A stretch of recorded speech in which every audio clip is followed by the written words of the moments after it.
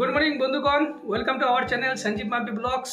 আশা করি তোমরা সবাই ভালো আছো আর ভগবানের আশীর্বাদে আর আপনাদের ভালোবাসাতে আমরাও ভালো আছি।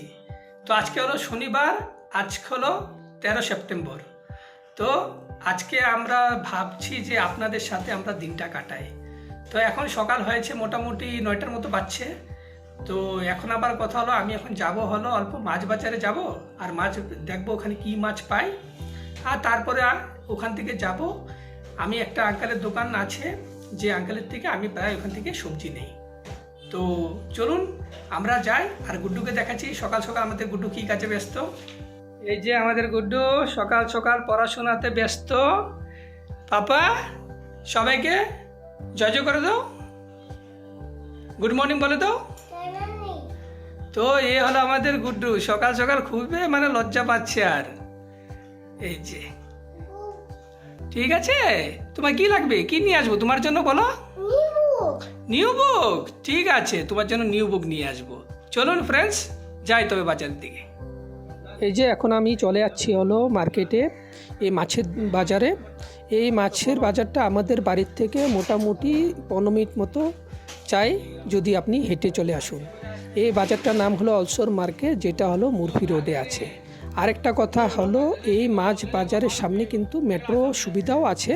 যদি মেট্রো থেকে আসেন চলে আসেন, খুব বেশি হলে 10 মিনিট মতো লাগবে। তো প্রত্যেক সপ্তাহে আমরা এখান থেকে মাছ নিয়ে যাই। তো এই মাছের এই বাজারটায় কিন্তু আপনি ভ্যারাইটিস মাছ পেয়ে যাবেন। দেখতে পাচ্ছেন ইংলিশ থেকে নিয়ে পমফ্রেট সব কিছু, অনেক ধরনের মাছ ফ্রেশ পেয়ে যাবেন। আর সবসময় চেষ্টা করবেন যে সকালে আসার জন্য। কিসের জন্য? সকালে আসলে আপনি এখানে ভ্যারাইটিস মাছ, নানান রকমের মাছ পেয়ে যাবেন। দামটাও কিন্তু অত বেশি না, মোটামুটি দামই থাকে। আর সকাল দিকে আসলে অল্প রেটটা বেশি থাকে, কিন্তু বিকেলে যদি আসুন তখন হতে পারে অল্প কম, কিন্তু এত ফ্রেশ মাছ পাবেন না। নেগোসিয়েশন করে অল্প 19-20 করে দিতে পারে। পরে আমি কি মাছ নিচ্ছি ওটা বাড়িতে গিয়ে আপনাদের দেখাবো। চলুন এখন সবজি বাজারে ওখানে যাই। এই যে আঙ্কেলের দোকানের সামনে এসে পড়েছি। এটা হলো একটা সবজির দোকান, যেটা রাস্তার কিনারে এরকম আঙ্কেল দোকানটা লাগায়। তো এটা কোনো বাজার না, তো একটা মন্দির আছে ওল বাইপনালি, যে জায়গাটার নাম। আর এই জায়গাটায় আমরা আজকের থেকে 6 মাস আগে এখানে থাকতাম। তো মোটামুটি এরিয়াতে আমি মোটামুটি 5 থেকে 6 বছর ছিলাম। তো এই আঙ্কেল থেকে আমরা প্রত্যেক সপ্তাহে নিয়ে যেতাম। তো এখন আমরা অলসোল চলে গেছি, তাও এখানে থেকে নিয়ে যাওয়ার চেষ্টা করি। প্রত্যেক দিন তো নিয়ে যাওয়া সম্ভব না, তার জন্য সপ্তাহে একটা দিন চেষ্টা করি এখান থেকে নিয়ে যাওয়ার জন্য। কিসের জন্য? আঙ্কেলের এখানে অনেক রকমের ভ্যারাইটি সবজি পাওয়া যায় আর অনেক কমের ভিতরে পাওয়া যায়। দেখতে পারবেন এখানের মধ্যে বিনস থেকে নিয়ে সব কিছু আছে। আর এই যে সামনে একটা পিছন দিকে পার্কও আছে। এই পার্কের মধ্যে আমাদের গুড্ডু যে কত খেলাধুলা করেছে, এরকম কি আমার শ্বশুরও যখন আসছিল, মাম্পির বাবা, তো ডেইলি সকাল বিকাল এখানে কিন্তু ওয়াকিং করার জন্য আসতো। আর সামনে যে রাস্তাটা দেখতে পাচ্ছেন সিধা, ওদিকে ডান দিকে গেলেই কিন্তু আমাদের এই বাড়িটা ছিল। তো এখন বহুত কাস্টমার আছে, দেখি কত জলদি হয়। অনেক সময় লেগে গেল বন্ধুগণ এখানের মধ্যে। কিসের জন্য? আঙ্কেল এত ব্যস্ত থাকে আর এত কাস্টমার, আর আমার তো বারবার আসা হয় না, সপ্তাহে 2 সপ্তাহে একবার নিয়ে যায়। তার জন্য অল্প সবজিটা বেশি করে নিয়ে যায়, তার জন্য আমাকে অল্প ওয়েট করে তারপর দেয়। চলুন এখন বাড়ির পথে রওনা হয়। বাড়ির পথে রওনা হতে গিয়ে এই মাংসের দোকানটা চোখের সামনে পড়লো। কেননা এই দাদার দোকান থেকে আমরা যখন এখানে থাকতাম প্রায় মাংস নিয়ে যেতাম। আর কিসের জন্য? এখানে যে মাংসটা পাওয়া যায়, চিকেনটা খুব ফ্রেশ পাওয়া যায় আর খুবই ভালো লাগে। তাই আজকে কি মন গেল, চলো এখান থেকে চোখের সামনে পড়াতে এই মাংসের দোকানটা নিয়ে গেলাম। তার পাশে দেখতে পারলাম অল্প দূরে দেখি এখানে গণেশ পূজাও হচ্ছে।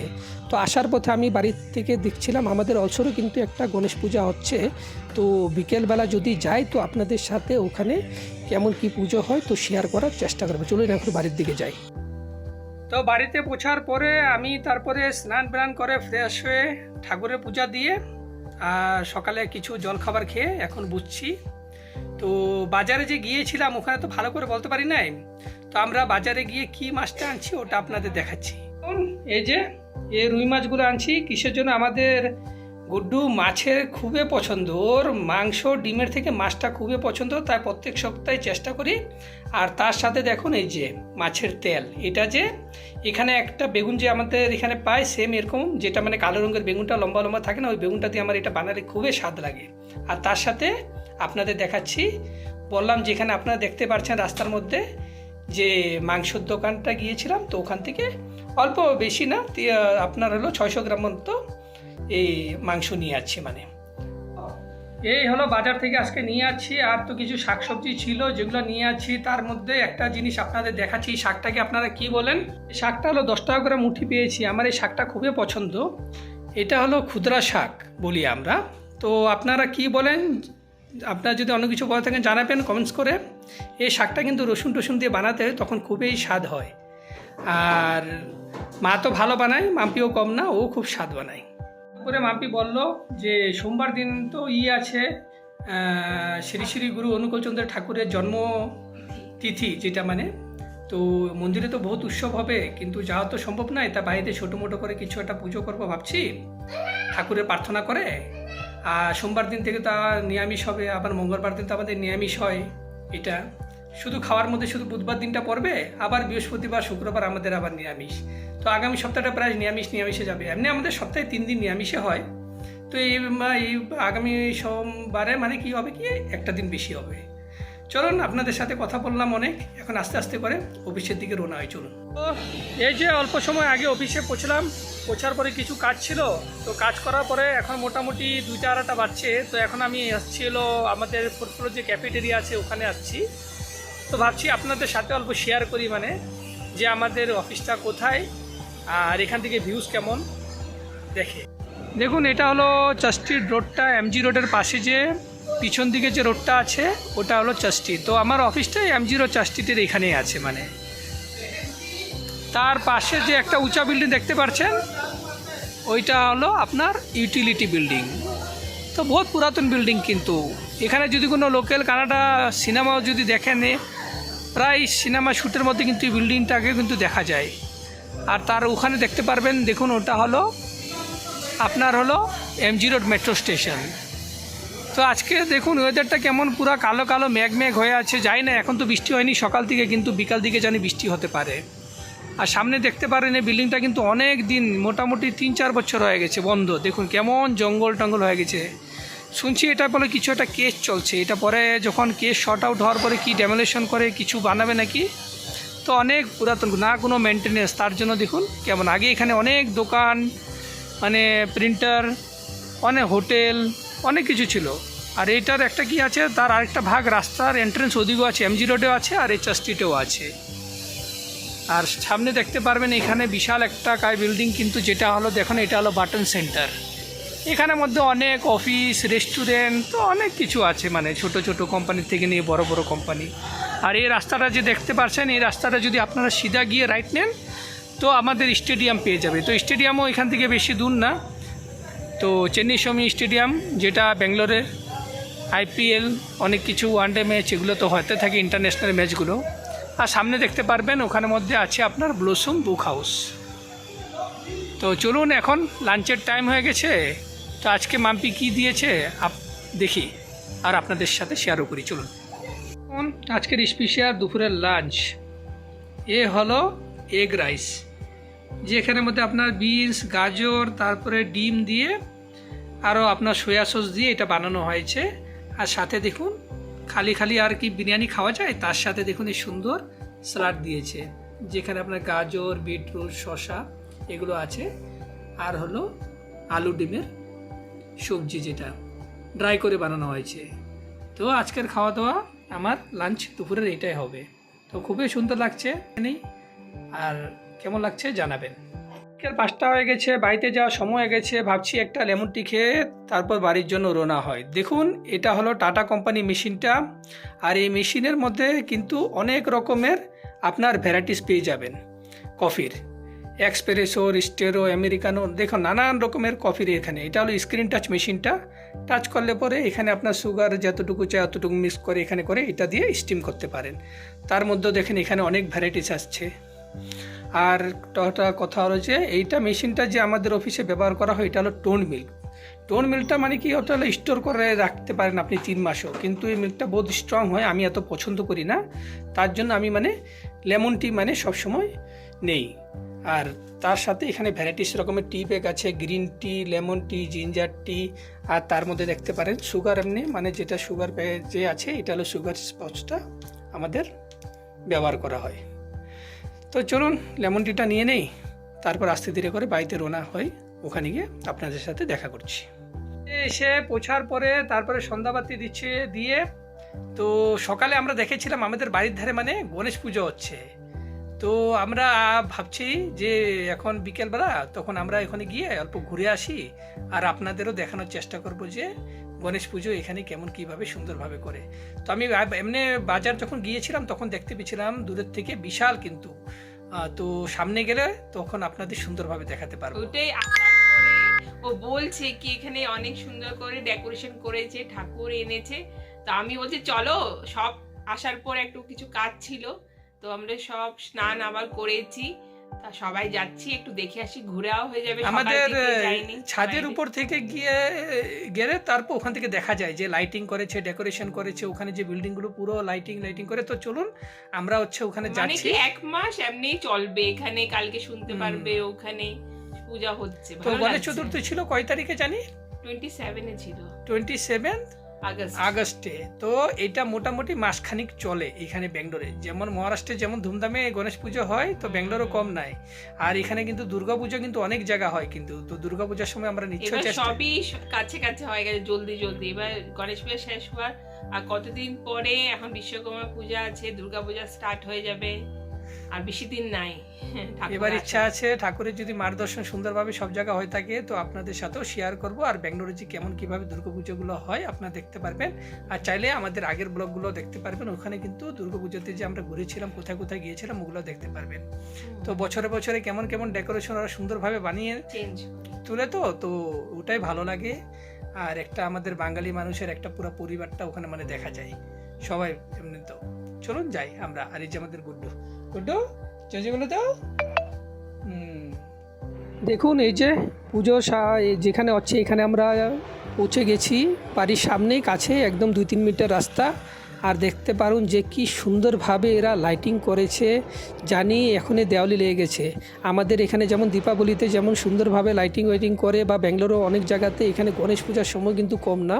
মহারাষ্ট্রে তো জানেনই আপনাদের গণেশ পূজা যেমন ধুমধাম হয়, তো ব্যাঙ্গালোরে এরকম সুন্দরভাবে পুজো করা হয়। দেখতে পারবেন এখানে মহাপ্রভু বিরাজমান আছে। আর দেখুন আপনাদের গণেশ প্রতিমাটা দেখাচ্ছি, যে দেখুন কি বিশাল আর কি সুন্দরভাবে বিরাজমান হয়ে আশীর্বাদ করছে। একটা কথা হলো আজকে কিন্তু ভাবছিলাম যে আজকে পুজোটা এখানে মণ্ডপে থাকবে মূর্তিটা, এখন কিন্তু বিসর্জন করার জন্য মানুষজন সবাই এসে গেছে। আজকে হলো এখনই বিসর্জন করবে, তো অন্যদিন সময় ছিল না। দেখতে পারেন কত প্রচুর ভিড় ভাড়। আর এখানের মধ্যে দেখেন ওদের মতো কত রকমের ডান্স, যেমন শিব পার্বতী সেজে ওরা মানে একটা ডান্স করছে। তো আপনারাও দেখুন আর আনন্দ করুন। তারপরে আরেকটা জায়গায় পুজো হচ্ছে পিছন দিকে, ওখানে গিয়েও আপনাদের দেখানোর চেষ্টা করব।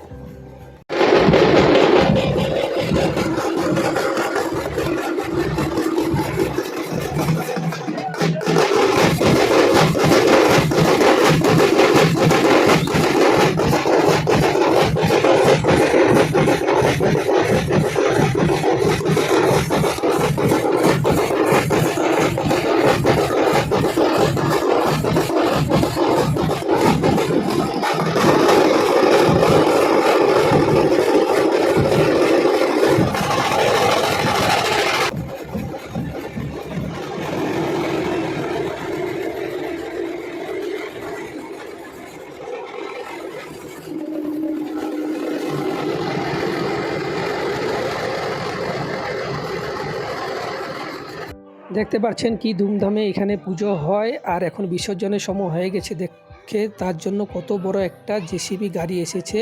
কিসের জন্য? এত বড় প্রতিমা ট্রাকে করে গাড়ি করে নিয়ে যাওয়া সম্ভব না, তার জন্য জেসিবি চাই। চলুন এখন বাড়ির পিছন দিকে যে পুজোটা হচ্ছে ওখানে যাই আর আপনাদের দেখাচ্ছি। দেখুন এই যে গণেশ ঠাকুর এখানের মধ্যে বিরাজমান আছে। এই প্রতিমাটা দেখতে একদম অন্যরকম, ছোটোমোটোভাবে মিডিয়ামভাবে সাইজের হলেও খুবই ভালো লাগছে। আর ওখানের মধ্যে প্রসাদও বিসর্জন করছে। চলুন দেখুন, বাড়িতে বসতে 9টা বেজে গেল। 7:30টার সময় বেরিয়েছিলাম, ঘরের দ্বারে পুজো, তাও মানে দেখতে কেমন করে সময়টা পার হয়ে গেছে বুঝতে পারিনি।